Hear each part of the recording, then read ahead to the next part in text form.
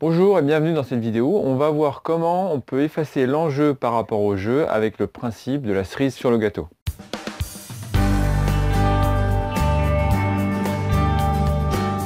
Salut, c'est Fab de progresseotennis.com, donc ancien zéro pendant 5 ans et moniteur tennis depuis 1992.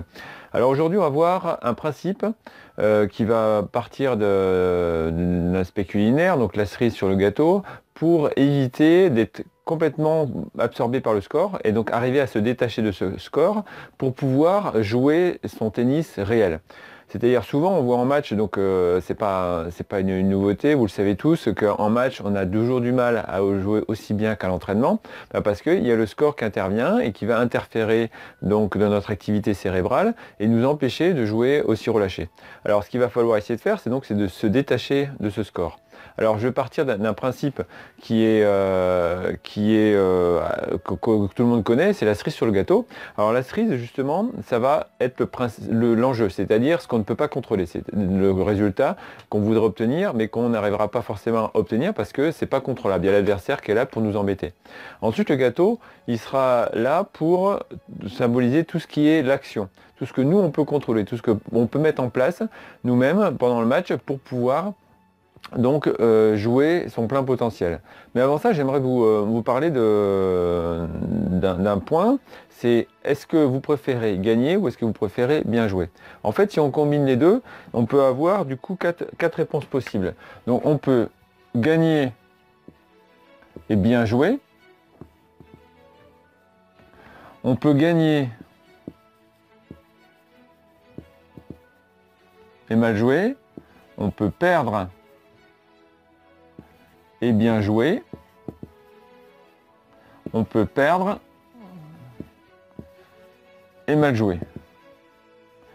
Alors, à partir de là, bon, je pense que l'ordre peut être assez, en tout cas au niveau des deux extrémités, peut être assez simple à mettre en place.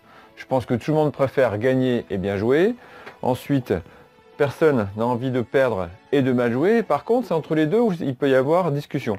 C'est-à-dire que est-ce que vous préférez gagner et mal jouer ou perdre et bien jouer? Alors si finalement, si vous regardez vos différents matchs par le passé, ou si vous discutez avec quelqu'un qui sort d'un terrain, en fait, étonnamment, ce qui va sortir en premier, c'est le fait de pouvoir bien jouer.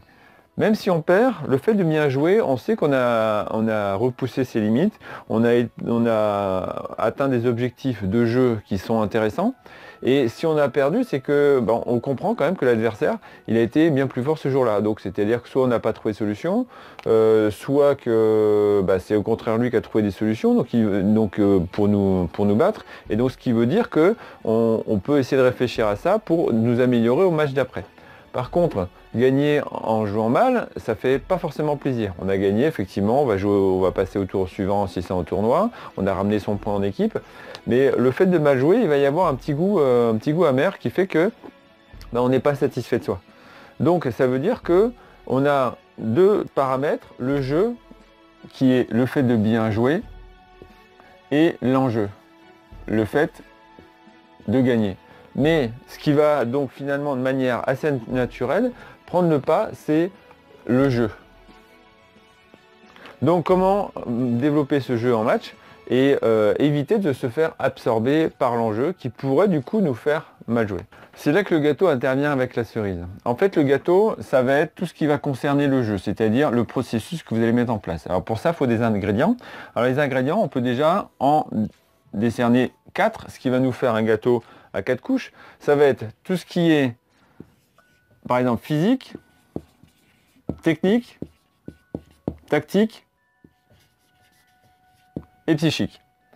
Donc à partir de là, vous allez essayer de mettre en place donc des objectifs, enfin vous positionnez des objectifs donc parmi ces 4 domaines-là. Au niveau physique, donc vous allez vous dire par exemple, là il va falloir que je sois relâché, c'est-à-dire entre chaque point, je vais mettre en place une petite routine pour bien récupérer donc au niveau pulmonaire, donc au niveau oxygène et arriver à me détendre au niveau des bras, donc pour pouvoir garder du relâchement, même s'il y a le score qui n'est pas en ma faveur.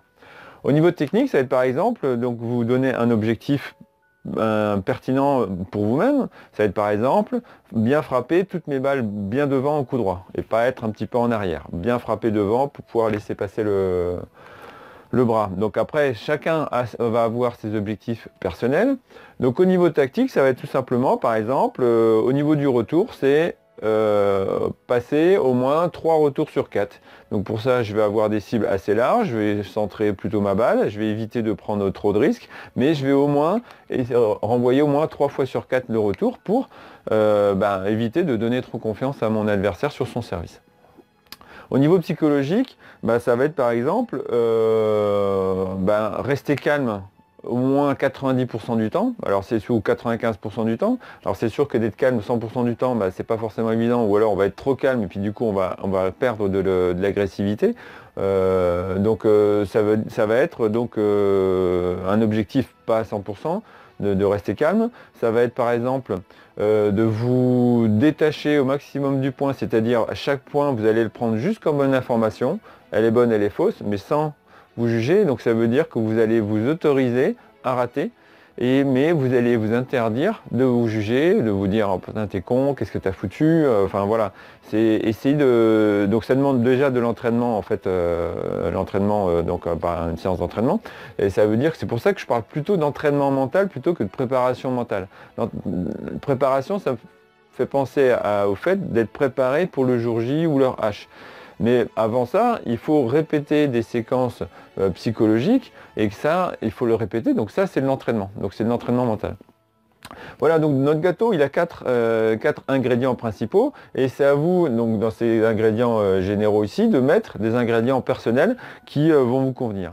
Et donc à partir du moment où vous allez mettre en place ça, le processus, où votre jeu, il va être d'une bonne qualité et vous allez pouvoir prendre du plaisir sur le terrain. Vous allez être satisfait de ce que vous avez produit. Et par contre, donc du coup, l'enjeu, il va être secondaire, comme les 4 phrases qu'on a vues tout à l'heure. C'est d'abord le jeu qui passe avant, et ensuite l'enjeu va pouvoir passer en second plan, et il ne va pas interférer notre jeu. Et du coup, c'est là qu'intervient finalement la petite cerise sur le gâteau. Donc c'est le résultat qui va intervenir positivement si l'adversaire le veut bien, c'est-à-dire s'il n'est pas trop fort, et c'est-à-dire que ça, c'est pas contrôlable. Le résultat là n'est pas contrôlable, il dépend de l'adversaire.